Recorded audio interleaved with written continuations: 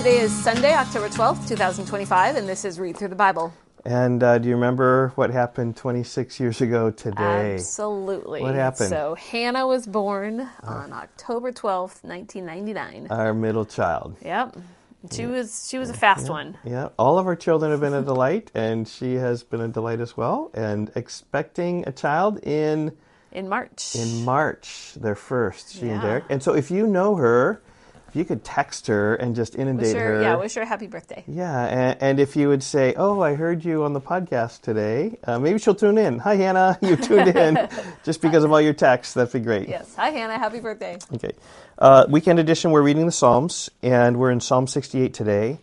And two things. First of all, it's a long psalm, so today's episode, as you can probably see, is longer than normal.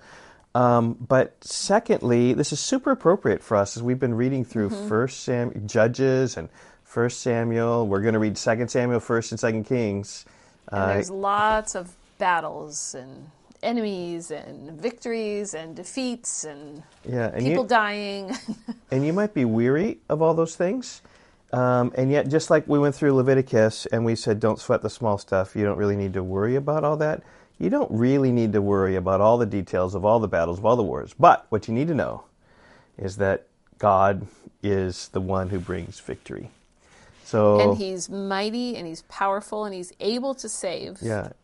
And if He's able to save military, He can save spiritually forever. So I think Psalm 68 is great for that, because this is just a psalm of military victory. You can just hear, this is like VJ Day, right? Victory over Japan when Americans were dancing in the streets. This is the context of Psalm 68. And Paul quotes this psalm in Ephesians 4, sort of in a spiritual way. Just God is the one who brings victory and brings gifts, which He gives. Okay. Here we go. Psalm 68, verse 1. To the choir master, a psalm of David, a song. God shall arise, His enemies shall be scattered, and those who hate Him shall flee before Him. As smoke is driven away, so you shall drive them away. As wax melts before fire, so the wicked shall perish before God. But the righteous shall be glad. They shall exult before God. They shall be jubilant with joy. Jubilant with joy, especially in the victory of the military conquest. Sing to God, sing praises to His name. Lift up a song to Him who rides through the deserts. His name is the Lord. Exult before Him. Father of the fatherless and protector of widows is God in His holy habitation. That verse right there I had taken note of in my other summary of this, just because I think it's a well-known verse and important to remember where that is. Yep. God settles the solitary in a home. He leads out the prisoners to prosperity, but the rebellious dwell in a parched land. Verse 7, O God, when you went out before your people, when you marched through the wilderness, the earth quaked, the heavens poured down rain before God, the one of Sinai, before God, the God of Israel. Rain in abundance, O God, you shed abroad. You restored your inheritance as it languished. Your flock found a dwelling in it. Your goodness, O God, you provided for the needy. The Lord gives the word. The women who announce the news are a great host. The kings of the armies, they flee, they flee. The women at home divide the spoil. Though you men lie among the sheepfolds, the wings of a dove covered with silver, its pinions with shimmering gold. When the Almighty scatters kings there, let snow fall on Zalman. The verbiage of this seems like much more of a song. It kind of repeats phrases. Yeah. Anyway, verse 15. O mountain of God, mountain of Bashan. O many-peaked mountain, mountain of Bashan. Why do you look with hatred, O many-peaked mountain, at the mountain that God desired for His abode? Yes, where the Lord will dwell forever. The chariots of God are twice 10,000, thousands upon thousands. The Lord is among them. Sinai is now in the sanctuary. You ascended on high, leading a host of captives in your train and receiving gifts among men, even among the rebellious, that the Lord God may dwell there. So I have written Ephesians 4:8 where that is. Yeah, and this is quoted by Paul in Ephesians when he's speaking mostly about gifts.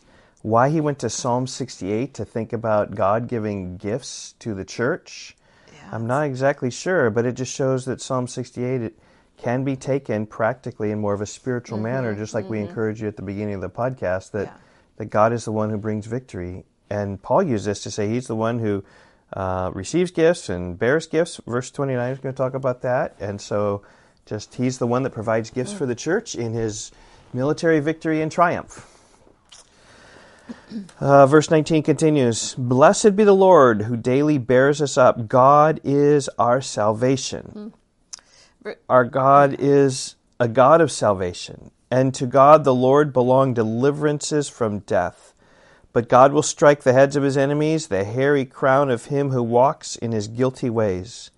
The Lord said, I will bring them back from Bashan. I will bring them back from the depths of the sea, that you may strike your feet in the blood, that the tongues of your dogs may have their portion from the foe." Your procession is seen, O God, the procession of God, my King, into the sanctuary. The singers in front, the musicians last.